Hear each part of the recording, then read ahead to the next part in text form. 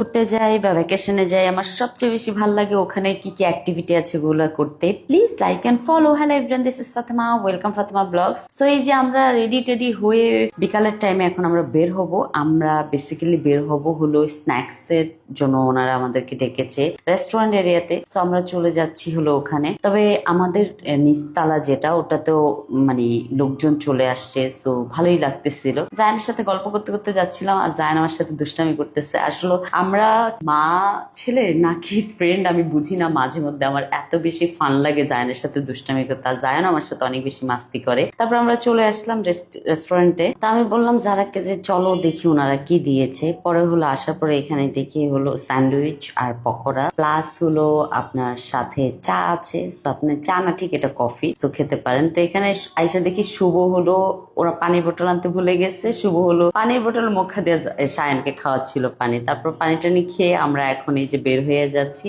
বের হয়ে আমরা যাব কায়াকিং করতে। সো কায়াকিং এর একটা জিনিস কি, ওনাদের ফিশিংও আছে। সো আমরা ডিসাইড করছি যে আমরা কায়াকিং করবো, ফিশিং করবো না। কারণ ফিশিং করতে হলে লং টাইম ধরে করতে হয়, যেহেতু বাচ্চা মানুষ আছে আমার সাথে। সো বাচ্চাদের সাথে ফিশিং করাটা ভালো না। আমার মানে এটা আমার আম্মা বলতো যে বাচ্চাদের সাথে ফিশিং করা ভালো না, আলগা বাতাস টাতাস থাকে। সো সেই জন্য তা আমি কখনই বাচ্চাদেরকে চেষ্টা করি যখনই আমি ফিশিং করি বাচ্চাদেরকে সরাইয়া দিতে। যাই হোক, আমরা চলে আসলাম এখানে গল্প করতে করতে। আর শুভ আর জায়ান হলো এখানে বসে আছে, তারা হলো উঠবে না। আমি শুধু সায়ানকে নিয়ে উঠেছি।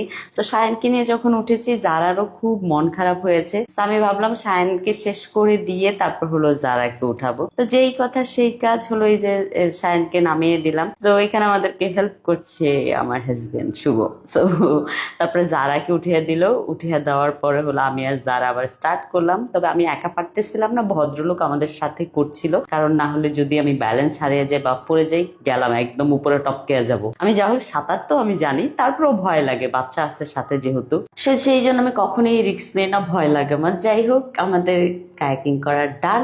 এখন হলো আমার হাজবেন্ড আমাকে উঠাইলো। উঠানোর পর আমরা ফ্যামিলি একটা পিকচার নেওয়ার চেষ্টা করলাম। সায়ান তো অনেক দুষ্ট, সে দাঁড়ায় না, অনেক কষ্টে তাকে দাঁড়িয়ে একটা পিকচার নিলাম। নেওয়ার পরে আমরা চলে যাচ্ছি আমাদের রুমের দিকে। কিছুটা সন্ধ্যা সন্ধ্যা ভাব চলে আসতেছে, গোধূলি বিকেল বলতে পারেন। তারপরে আমরা বাসায় রুমে চলে আসলাম। আসার পরে এখানে সায়ান হলো খেলা করতেছে, আমি সায়ানের বসে বসে খেলা দেখতেছিলাম। আর রুমে আসার পরে দেখি সবগুলা বাচ্চার চুল একদম ভিজে চুপচুপা হয়ে গেছে।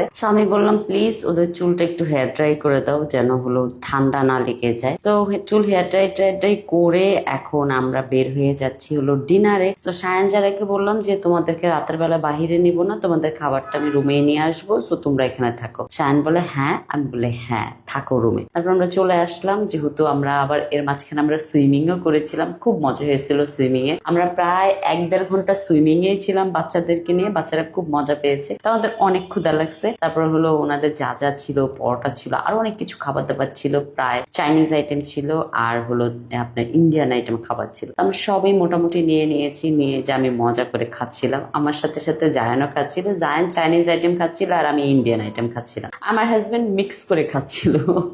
সো সবকিছু মিলে আজকের দিনটা খুবই ভালো গিয়েছে। Thank you so much for watching my video. Bye bye, আল্লাহ হাফেজ।